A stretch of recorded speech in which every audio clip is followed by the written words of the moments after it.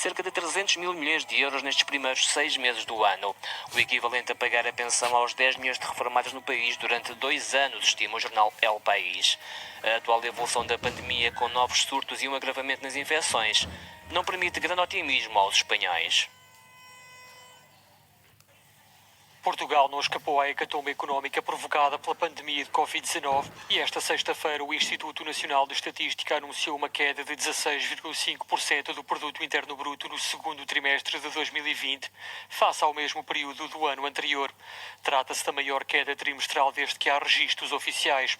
A estimativa rápida do INE dá conta ainda de uma queda considerável do PIB quando comparado com o primeiro trimestre do ano, na ordem dos 14,1%. Tal como Donald Trump ditou, os Estados Unidos estão a preparar a retirada de cerca de 12 mil militares da Alemanha. Perto de 6 mil regressam a casa. Os restantes serão reposicionados noutros países europeus, sobretudo em Itália. Há mais de 5 décadas que há tropas americanas em território alemão e há, naturalmente, muitos laços criados na cidade de Vilseck, na Baviera, junto à base de Grafenwöhr. Um antigo soldado americano diz-nos que praticamente todos gostariam de ficar. Do lado dos anfitriões, temos a opinião do autarca local, que explica que os militares sentem-se aqui em casa e são vistos como cidadãos do mesmo país. Na sua opinião, a partida seria nada menos o pior que poderia acontecer a esta localidade. E é claro que os comerciantes começam a fazer contas à vida. Segundo a dona de uma loja local, os clientes americanos representam entre 40% e 50% das vendas. Uma habitante salienta a mesma coisa, será muito negativo para Vilseck. E um outro residente lamenta perder companhia para jogar futebol. Fica a memória coletiva, que inclui ainda a falada passagem de Elvis Presley quando estava ao serviço do exército americano. O México ultrapassou a barreira das 46 mil mortes de infectados com o novo coronavírus. O número de vítimas mortais faz com que o país seja agora o terceiro em todo o mundo que mais mortes registou ligadas à Covid-19. À frente continuam os Estados Unidos da América, com 155 mil vítimas mortais, e o Brasil em segundo lugar, com 91 mil mortes associadas ao coronavírus. Nas últimas 24 horas morreram no México 639 pessoas, número suficiente para ultrapassar o Reino Unido no número total de mortes. Foram registadas mais de 7 mil novas infecções num dia. O total de casos positivos registados no país é agora de 416 mil. A cidade do México, juntamente com os estados de Tabasco, Veracruz e Guanajuato, representam 45% do total de infecções. Tal como no resto do mundo, a pandemia trouxe também uma crise financeira e económica ao país. O PIB do México caiu 18,9% no segundo trimestre de 2020 em relação ao ano passado. Uma queda histórica, mas no governo ronda otimismo. De acordo com o presidente do país, López Obrador, estava prevista uma recuperação mais tardia.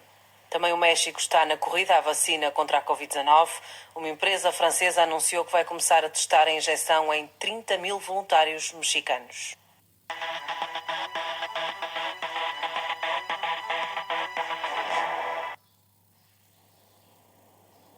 É o primeiro evento realizado no edifício da discoteca Berghain, em Berlim, desde o início da pandemia. Uma instalação sonora que transforma um dos salões do edifício num instrumento musical gigante e que convida o público a descobrir o espaço através do som. A Tate Modern mostra o trabalho de Dora Maurer. São cerca de 35 obras que incluem fotografias, filmes e pinturas e que abrangem mais de 50 anos de carreira. A mostra destaca a abordagem conceptual lúdica, uma das marcas da artista húngara.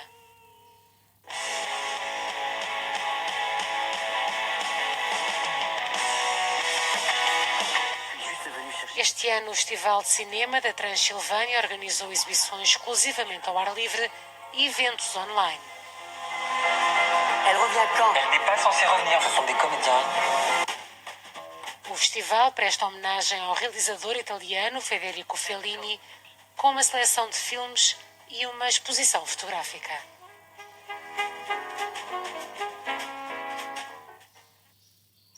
Fechados em casa durante a pandemia, 6 amigos juntam-se numa videochamada para conversar e passar o tempo.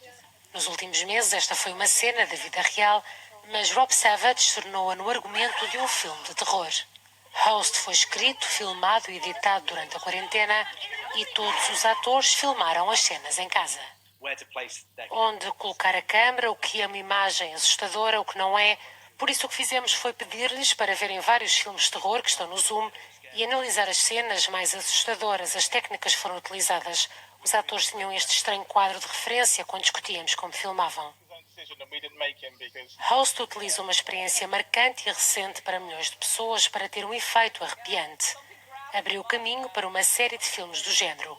Já está disponível no Shudder, um serviço de streaming norte-americano dedicado aos filmes de terror.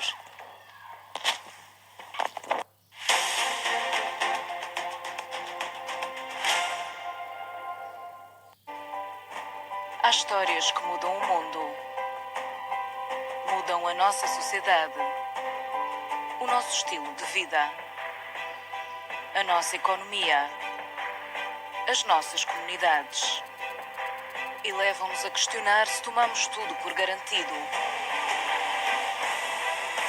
Perante um presente desconhecido, nunca foi tão importante estar informado.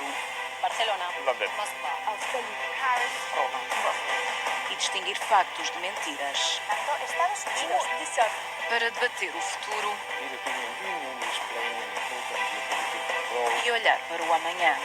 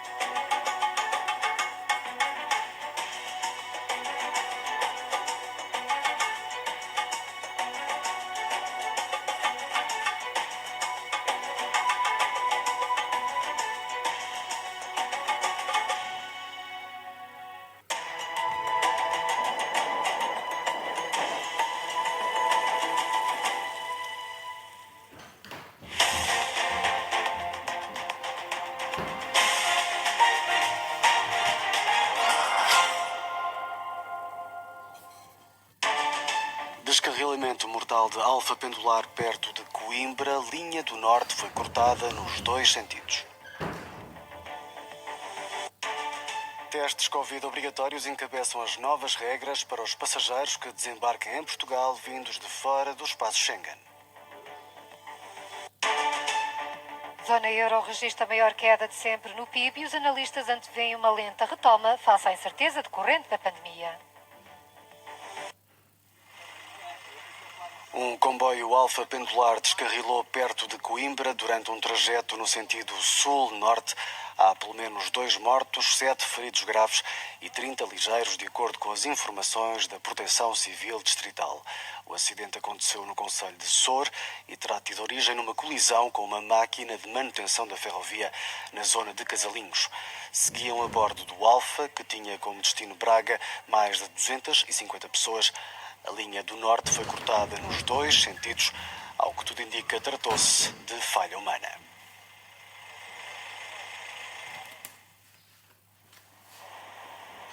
O último dia de julho no aeroporto Francisco Sá Carneiro, no Porto, apresentava este cenário. Espaços quase vazios, que aliás se tornaram o retrato habitual dos últimos meses. Já o primeiro dia de agosto começa com novas regras que o governo espera venham reforçar o rótulo de Portugal como destino seguro. Assim sendo, quem chegar de fora do espaço Schengen tem de apresentar um teste negativo à Covid-19 feito nas últimas 72 horas. Se não o fizer e for português, tem 48 horas para o efetuar. Se for estrangeiro, regressa à casa e a companhia aérea é multada. Enquanto o contexto não muda, fazem-se contas à vida. Há mesmo poucas pessoas a viajar, a procurar informações, a procurar bilhetes para poder viajar em futuras datas. Nós temos quedas entre os 80% e 85% em relação ao ano passado. Em termos globais, os números do segundo semestre de 2020 nos aeroportos portugueses são elucidativos. O tráfego de passageiros caiu mais de 97%.